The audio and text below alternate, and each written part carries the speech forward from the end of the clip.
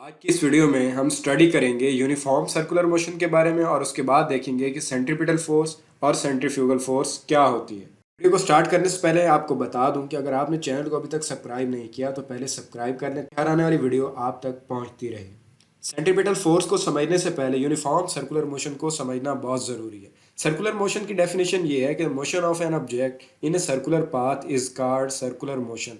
और जब कोई भी बॉडी, कोई भी ऑब्जेक्ट यूनिफॉर्म स्पीड के साथ सर्कुलर पाथ में मूव करता है तो उसे हम कहते हैं कि यूनिफॉर्म सर्कुलर मोशन है। मून की जो मोशन होती है अबाउट द अर्थ वो भी सर्कुलर मोशन होती है। सेंटर से लेकर ये जो बाउंड्री नज़र आ रही है जिसके ऊपर ये ब्लैक ऑब्जेक्ट मूव कर रहा है, इस डिस्टेंस को रेडियस कहा जाता है और इसे आर से रिप्रेजेंट किया जाता है। अब जब ये ऑब्जेक्ट सर्कुलर पाथ में मूव कर रहा होता है तो इसके ऊपर टू टाइप्स की फोर्सेस लग रही होती हैं। One is the centripetal force and other one is the centrifugal force. Centripetal force किसी भी ऑब्जेक्ट को सर्कुलर पाथ में मूव करवाते हुए अंदर की तरफ धकेलती है, मीन्स कि टुवर्ड्स सेंटर की तरफ मूव करवाती है। इसी तरह सेंट्रीफ्यूगल फोर्स किसी भी ऑब्जेक्ट को जो सर्कुलर पाथ में मूव कर रहा है उसे अवे मूव करवाता है, सर्कल से बाहर की तरफ धकेलता है, तो वो सेंट्रीफ्यूगल फोर्स कहलाती है। जब सेंट्रीपिटल फोर्स और सेंट्रीफ्यूगल फोर्स दोनों बैलेंस होती हैं तब ही कोई ऑब्जेक्ट सर्कुलर पाथ में मूव कर सकता है। और किसी भी ऑब्जेक्ट की सर्कुलर पाथ में जो मोशन होती है उसी को ही सर्कुलर मोशन कहते हैं। अब सेंट्रीपिटल फोर्स की डेफिनेशन को देखते हैं। सेंट्रीपिटल फोर्स की डेफिनेशन ये होगी, the force which keeps an object to move in a circular path is called centripetal force. Centripetal force वो फोर्स होती है जो किसी भी ऑब्जेक्ट को सर्कल में मूव करवाए रखती है। नीचे यहाँ पर एक सर्कल दिया गया, इसका जो रेडियस है ऑब्जेक्ट का वो आर है और इसका मैस एम है और इस सर्कुलर पाथ में मूव कर रहा है। सेंट्रीपिटल फोर्स इसको सर्कुलर पाथ में मूव करवाती है। For example, moon revolve around the earth, the gravitational force of the earth provides centripetal force. तो ग्रेविटेशनल जो फोर्स होती है वो सेंट्रीपिटल फोर्स प्रोवाइड करती है और किसी भी ऑब्जेक्ट को ऑर्बिट से आउटवर्ड मूव नहीं करने देती, इसलिए उसे सेंट्रीपिटल फोर्स कहा जाता है।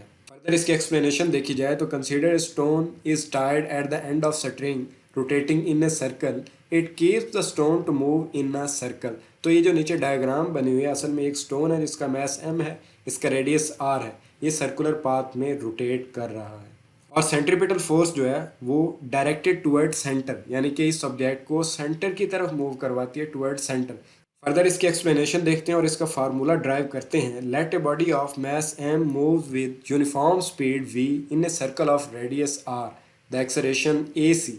ए यहाँ पर एक्सेलरेशन है और सी सेंट्रीपिटल को शो कर रहा है। मीन्स के centripetal acceleration produced by the centripetal force, F C यहाँ पर शो कर रहा है एफ फोर्स को, सी सेंट्रीपिटल को। सेंट्रीपिटल फोर्स का सिंबल एफ सी होगा, इज गिवन बाय, तो F C is equal to m a c लिखा हुआ है। असल में ये न्यूटन का सेकंड लॉ है जो कि इक्वल होता है F is equal to m ए।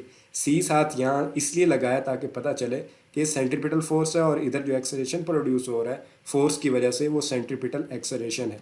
तो सेंट्रीपिटल एक्सेलरेशन की जो वैल्यू होगी वो होगी वी स्क्वायर ओवर आर। अब इन दोनों इक्वेशंस को कंपेयर करेंगे, कंपेयर करने के बाद हम ये देखेंगे F is equal to m v square over r हो जाएगा, क्योंकि एक्सेलरेशन की वैल्यू है v square over r, a की जगह पर ये वाली वैल्यू आ जाएगी वी स्क्वायर ओवर आर, और जब सिंप्लीफाई करेंगे तो वैल्यू आ जाएगी m v square over r. What will be its effect on value of centripetal acceleration? इसका आंसर ये होगा, if the velocity is double the centripetal acceleration will increase 4 times. अगर इस फार्मूले में v की जगह पर 2 को पुट कर दिया जाए, वेलोसिटी को डबल कर दिया जाए तो इसके ऊपर स्क्वायर है तो यहाँ पर 4 टाइम्स ये इंक्रीज होगा। तो इस तरह हम इसका आंसर ये लिखेंगे, if the velocity is double the centripetal acceleration will increase 4 times.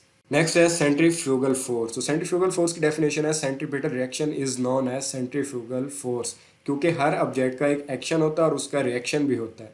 अगर एक्शन इनवर्ड है तो रिएक्शन आउटवर्ड होगा। जब कोई बॉडी सर्कुलर पाथ में मूव कर रही होती है तो एक फोर्स जो किसी भी ऑब्जेक्ट को सेंटर की तरफ धकेलती है तो उसे कहा जाता है सेंट्रीपिटल फोर्स, और इसका जो रिएक्शन होगा वो बाहर की तरफ धकेलना होगा। तो किसी भी ऑब्जेक्ट को सर्कुलर पाथ में मूव करवाते हुए जो फोर्स किसी भी ऑब्जेक्ट को सर्कल से बाहर की तरफ धकेलेगी उसे सेंट्रीफ्यूगल फोर्स कहते हैं, और वो असल में रिएक्शन होता है किसका? सेंट्रीपिटल फोर्स का। तो centripetal reaction is known as centrifugal force. इसके रिलेटेड एक क्वेश्चन है कि define centrifugal force, write its unit. तो इसकी डेफिनेशन यही होगी कि according to Newton third law of motion there exist a reaction of centripetal force, centripetal reaction that pulls the string outward is called centrifugal force, its unit is newton. तो आप इसकी ये वाली डेफिनेशन भी लिख सकते हैं इस क्वेश्चन के आंसर में, और ये ऊपर वाली भी लिख सकते हैं। सेकंड, इसका एक और इंपॉर्टेंट क्वेश्चन है, why the spinner of washing machine move fastly. ये जो वॉशिंग मशीन होती है उसके अंदर एक स्पिनर लगा होता है, वो तेजी से मूव क्यों करता है। When the spinner spin at high speed the water from the clothes is forced out from holes due to lack of centripetal force. Centripetal force किसी भी ऑब्जेक्ट को इनवर्ड मूव करवाता है और सेंट्रीफ्यूगल फोर्स किसी भी ऑब्जेक्ट को circle से आउटवर्ड मूव करवाता है। अगर आज के टॉपिक में आपका कोई क्वेश्चन हो तो कमेंट सेक्शन में लिख कर उसके बारे में ज़रूर पूछें।